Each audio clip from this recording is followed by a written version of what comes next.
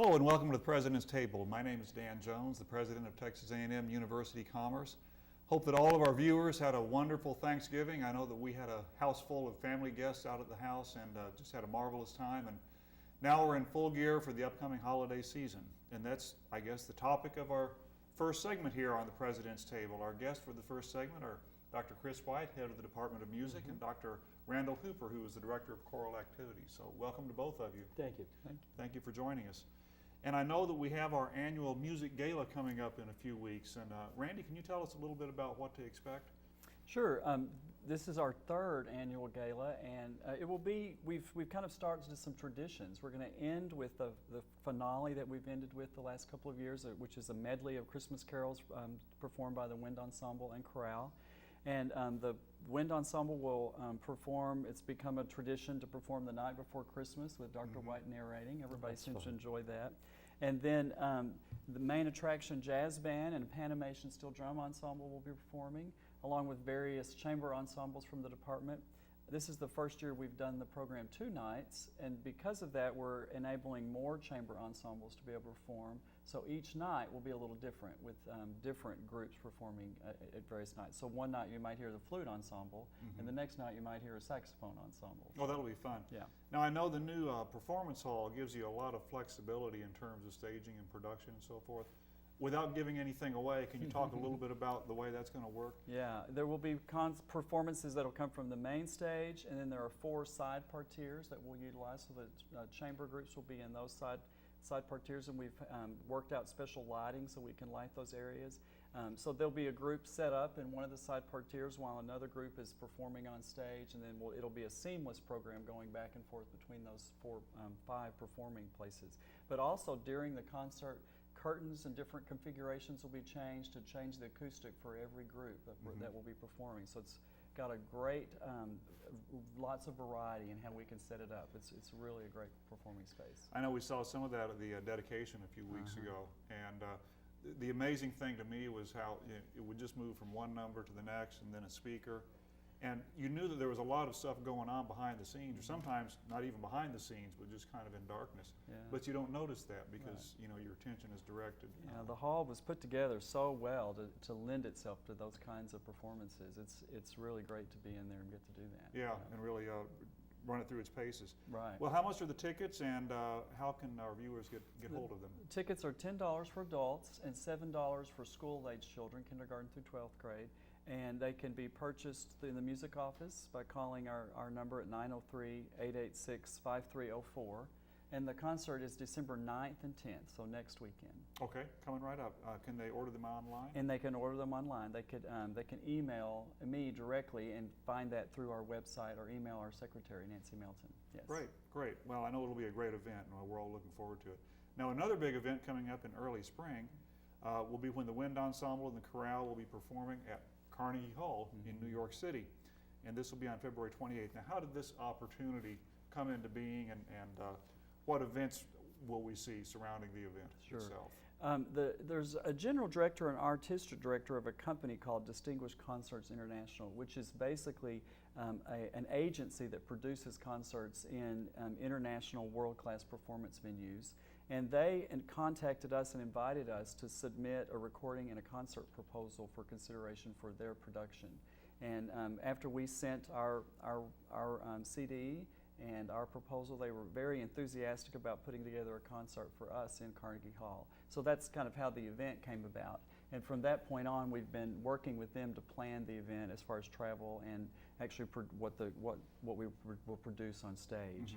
And then once we get there, there will be a couple of days of travel around getting there. But once we get there on that Tuesday, we'll spend most of the day in Carnegie Hall rehearsing and getting ready for the concert. And we're planning a reception after the concert for alumni and special guests and all the performers that will be there. We actually, the band, Wind Ensemble, will be performing a world premiere on that concert, and the composer has contacted us and wants to be at the event. Oh, that's great. And he actually said he wanted to bring 50 guests with him, so we're real excited to have him there. And so the reception will be a time for the performers to get to meet the composer and alumni in the Northeast area, and parents and family and friends will probably be at the reception also. Oh, so that's we're real excited incredible. about That's that. incredible. And for the students, can just imagine what it must be like for them. Sort of like when our football team played at Cowboy Stadium. Exactly. Right, exactly. But yeah, I mean, it sounds far-fetched, but to be in a place of, that has such heritage and such fame, and for them to be performing in it. Dr. White, I understand that we have about 100 students going. Yeah, absolutely. Yes, sir. We have, between the Chorale and Wind Ensemble, 100 students. I'd like to point out that this invitation to perform was really quite an honor. Obviously, a company is not going to invite someone to perform at Carnegie Hall that will not draw a good crowd in New York Right. City. So they are performing in a venue that, in a very popular part of New York City that competes for the concert-going audience. The music department's performed there twice. The experience of performing at Carnegie Hall for the university and the department is really a benchmark. It's kind of a cliche to say, well, I'm good enough to perform at Carnegie Hall, but it's really true. It's like playing at Cowboy Stadium in that regard. When Carnegie Hall was dedicated, Tchaikovsky conducted the performance. Oh, wow. Yeah. And a short time later, Dvorak conducted the premiere of the New World Symphony. So it's been the home of performance after performance of the great artists of the 20th century. So to stand in the place where Tchaikovsky conducted, Yeah. and then conduct the chorale or the wind ensemble's got to be a great thrill for Oh, the yeah. faculty, and I can't imagine the awe that the students would have in that. So for the students, I mean, Yeah. to perform in Carnegie Hall is really a point of arrival for Oh, them. yeah. I mean, it's something they'll remember the rest of their lives. Yes, sir. And of course, and they'll tell their friends back in their high schools and so forth. And what a tremendous draw that's going to be in terms of helping us recruit the very best young Exactly. music students to come to A&M-Commerce. Absolutely. Randy does a lot of recruiting for the choir, so I think he can speak more to the recruiting aspect of it. Your experience, what are students? Yeah, I find the students that we're trying to recruit are looking for departments of music universities to attend that are actively performing on the state and regional, national, international level. So to get this invitation does speak highly to what we've are doing now, but it also speaks highly to what we can do and what we will be doing in the future, and I think attracts the highest quality of student to come to study with us. Right. Yeah. Well, it's a tremendous achievement and something that, again, they'll treasure for the rest of their lives. Dr. White, we're coming up to kind of a bittersweet moment in the life of the department. You have in so many ways helped build the department, the music building. I know you're intimately involved in the design and programming, and you've announced in the spring this year your plans to retire as department head. And we just have a few seconds left, but so we can't really do it justice. But as you reflect on your career here at A&M-Commerce, what stands out and what of your legacy will carry on? Legacy. I always knew I had a reputation. I didn't know I'd have a legacy.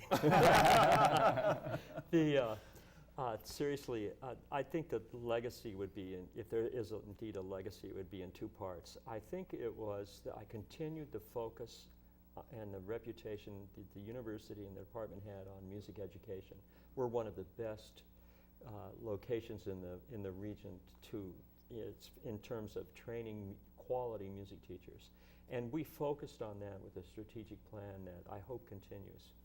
On a personal legacy, I just hope people remember the passion and love I had for the department, for the students and the faculty, and for this great university. Yeah. What a wonderful place to teach. Well, it's certainly been an honor for all of us that you've been part of it for so long Thank and you. helped mold it and help it realize its potential. Thank you. Dr. Chris White, Dr. Randy Hooper, thank you so much for being with us today, and we'll be back in a moment with the second segment on the President's Table.